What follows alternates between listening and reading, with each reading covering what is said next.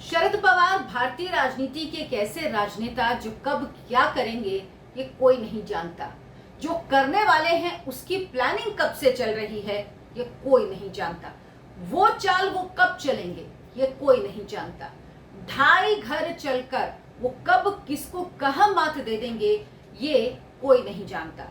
लेकिन इस बार उन्होंने ये चाल चली है अपनी ही पार्टी में, अपने ही परिवार में, और किस तरह से उनकी इस चाल ने अजीत पवार को चारों खाने चित्त कर दिया।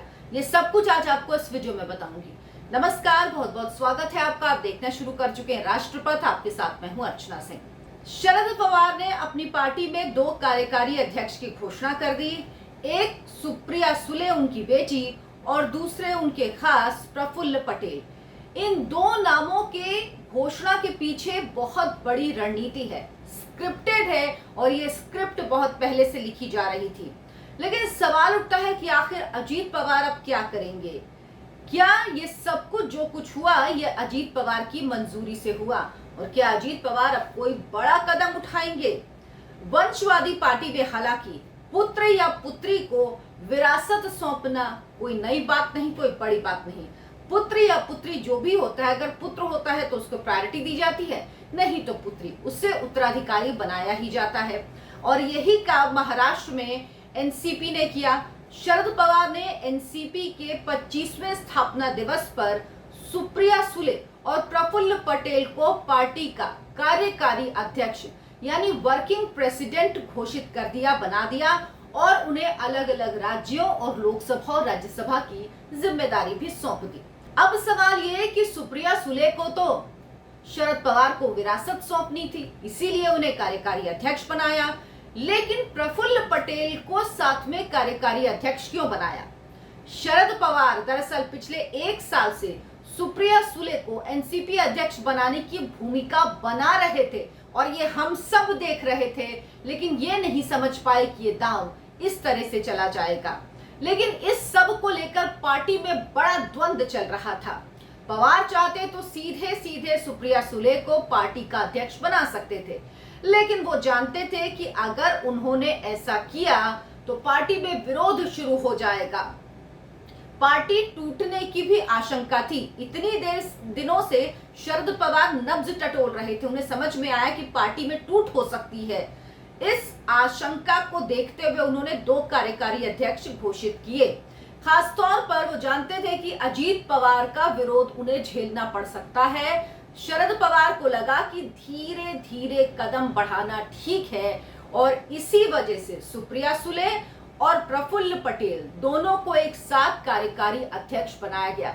वैसे भी कहते हैं ना, आप किसी को कोई चीज, कोई बात अचानक कहो तो उसका इम्पैक्ट ज्यादा होता है, उसका रिएक्शन, उस एक्शन का रिएक्शन उतनी ही तेजी से होता है। लेकिन अब धीरे धीरे धीरे धीरे धीरे धीरे किसी को मेंटली प्रिपेयर करते रहो, उसके बाद कोई बड़ी बात भी कह दो तो वो बात शायद सामने वाले को इतनी अनहोनी नहीं लगती। यही काम शरद पवार ने किया, क्योंकि उनको डर था तो अजीत पवार का।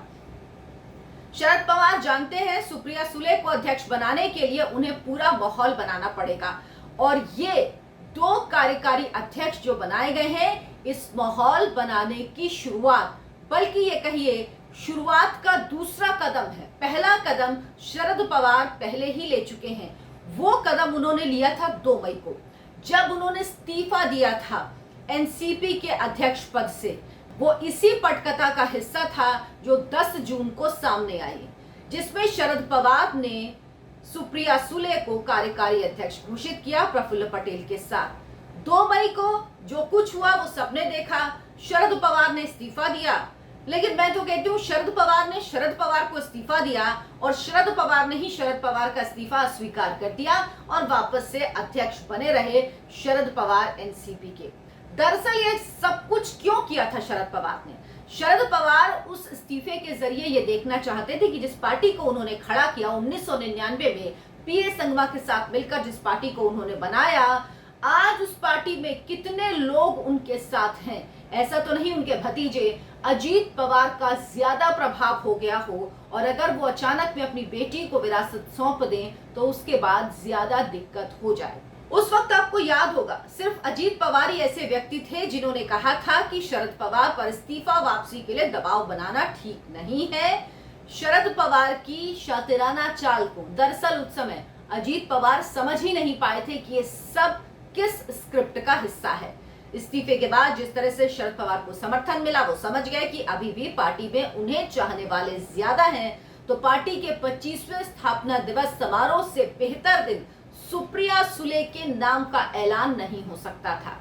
तो उन्होंने तय किया कि सुप्रिया सुले एनसीपी की अध्यक्ष होंगी, यानी शरद पवार पार्टी की पूरी कमान सुप्रिया सुले को सौंपना चाहते हैं, उन्हें ही सौंपेंगे, ये आज तय हो गया। शरद पवार ने भतीजे अजीत पवार को महाराष्ट्र की राजनीति संभालने के लिए कहा, तो केंद्र की कमान कहा कि ये कमान जो है ये सुप्रिया सुले के हाथ में रहेगी, आप महाराष्ट्र की कमान संभालिए।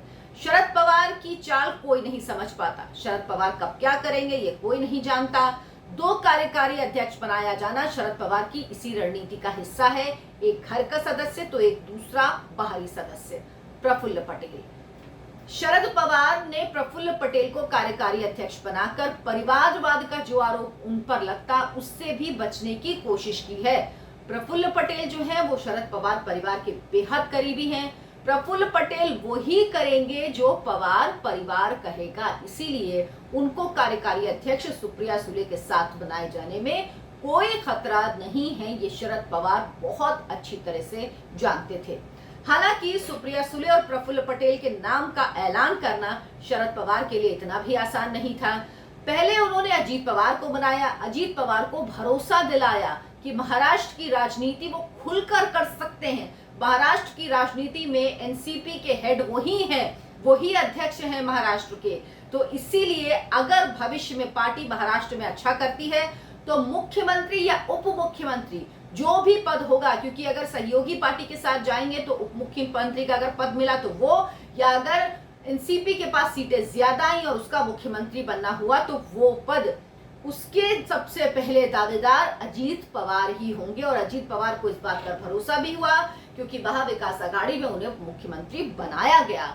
इसके बावजूद कि वो छोड़कर बीजेपी के साथ चले गए थे, उन्होंने शपथ भी ले ली थी, लेकिन उसके बावजूद जब वो वापसी की उन्होंने, तो उन्हें महाविकास आघाड़ी में उप मुख्यमंत्री का पद दिया गया। हालांकि सब कुछ शरद पवार की जानकारी में ही हुआ था, ये पहले मैं आपको एक वीडियो में बता चुकी हूँ।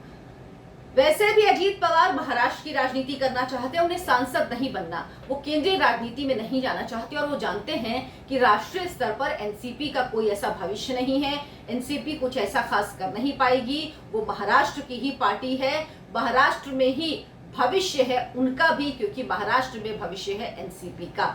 इसीलिए वो चाहते हैं कि वो महाराष्ट्र की राजनीति करें, तो उन्हें जो ये बंटवारा हुआ इससे ज्यादा दिक्कत नहीं हुई, ज्यादा समस्या नहीं हुई।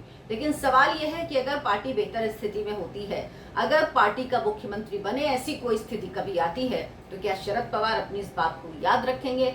शरद पवार जो कब 2.5 घर चाल चल दें किसी को नहीं पता, वो अजीत पवार को किया हुआ वादा ध्यान रखेंगे और उन्हें ही मुख्यमंत्री बनाएंगे क्या?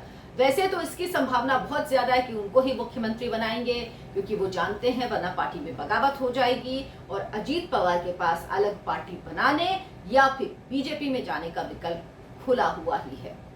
मेरे वीडियो को लाइक करें, शेयर करें और मेरे चैनल को सब्सक्राइब जरूर कर लें। बात को ज्यादा से ज्यादा लोगों तक पहुंचाएं। नमस्कार।